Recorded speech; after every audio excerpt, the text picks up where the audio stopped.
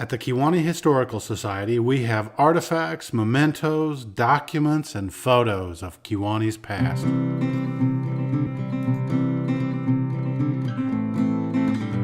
Imagine Kewanee's past over 100 years ago as the 1890s gave way to the new century. It was a time when the automobile was nothing more than a curiosity. Most of Kewanee's streets were unpaved and were a muddy mess when it rained or snowed.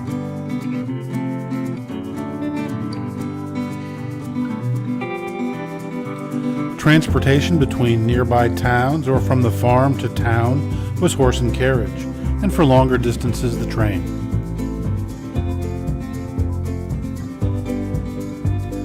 Most folks got from place to place in town on their own two legs.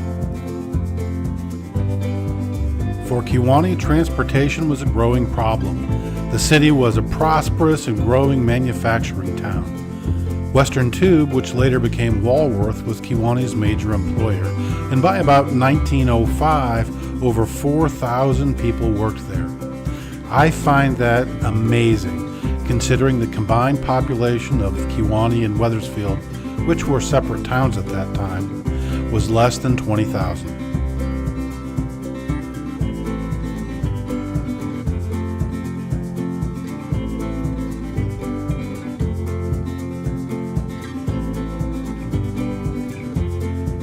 The first track to be laid and the first cars to run in 1903 were from Terminal Park out at the end of Lake Street, downtown to the corner of 3rd and Main, where the ticket office was.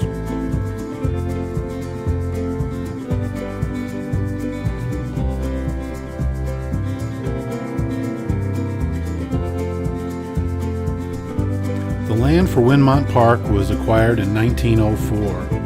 It became the beginning of the line for the streetcar system. The company built a coal-fired power plant to provide electricity to run the system, and a car barn with service bays to maintain the fleet of cars. They also built a pavilion for live shows and music, and recreational facilities around the lake. Winmont became a destination spot, and it gave people a reason to buy streetcar tickets on the weekend. This is a map of the original streetcar system in Kewanee, and it's laid over a current Google map. Winmont Park that we just left is at the bottom left-hand corner of the map. The horizontal red line leaving Winmont Park is McClure Street. This is a current-day shot of McClure Street looking west from near Wethersfield High School towards Winmont. The streetcar would have traveled from Winmont Park on McClure Street, across Tenney past where Wethersfield High School is today, and on out to Southeast Street. It would have come back, turned north on Tenney, headed on up where the S-curve is now, then continuing on Main Street north till it enters the city.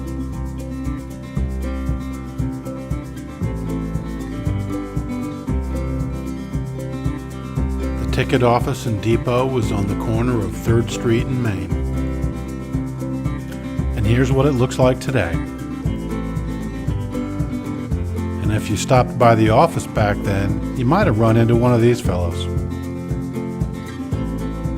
After circling the downtown area, you would have gone west on 2nd Street to Commercial, angled left on Commercial, and then turned left on Grove. You would have then turned right on Rice Street and headed out to where the Boss and the boiler shop used to be.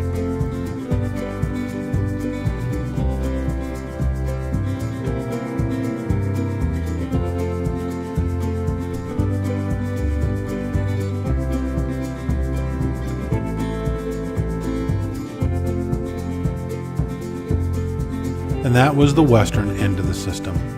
The eastern end of the route started at the main headquarters at 3rd and Main, and then headed east on 3rd Street.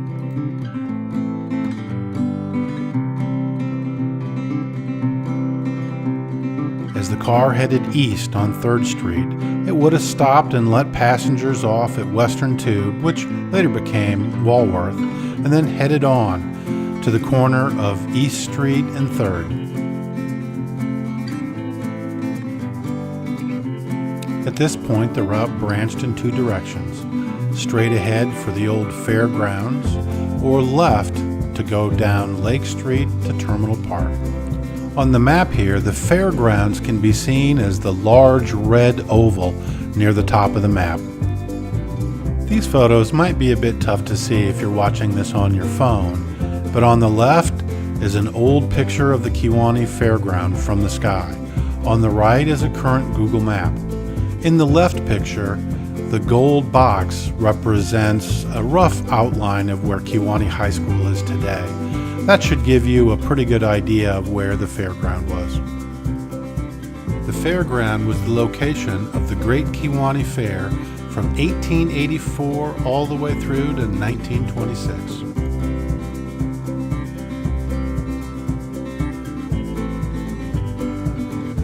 The other branch of the northeastern part of the system turned left on East Street, which is north, down to Lake, and then right on Lake Street and out to Terminal Park.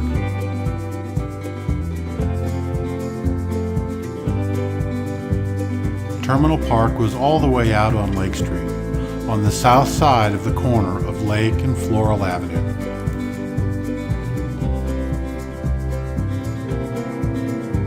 There had been a pavilion for entertainment at Terminal Park, but after Wynmont was built, the pavilion was moved there, and Terminal Park primarily became a ballpark for Kewanee's professional minor league baseball team, the Boilers.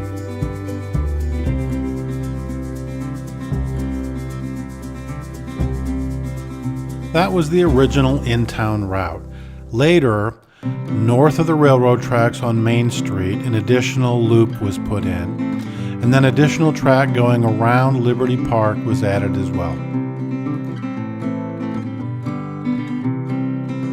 The system was also an interurban. It provided transportation between Kewanee and Galva.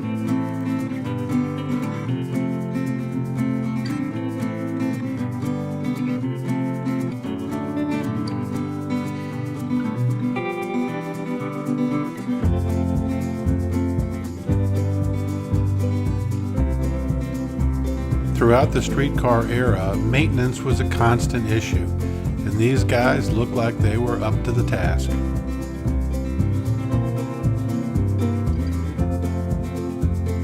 I hope you enjoyed learning a little about Kewanee's streetcar history. If you want to learn more, stop by the museum. If you want to learn a lot more while you're there, pick up Fred Rosam's book. In addition to the museum, the book is available at B&B Printing and in the lower level of Kewanee Library.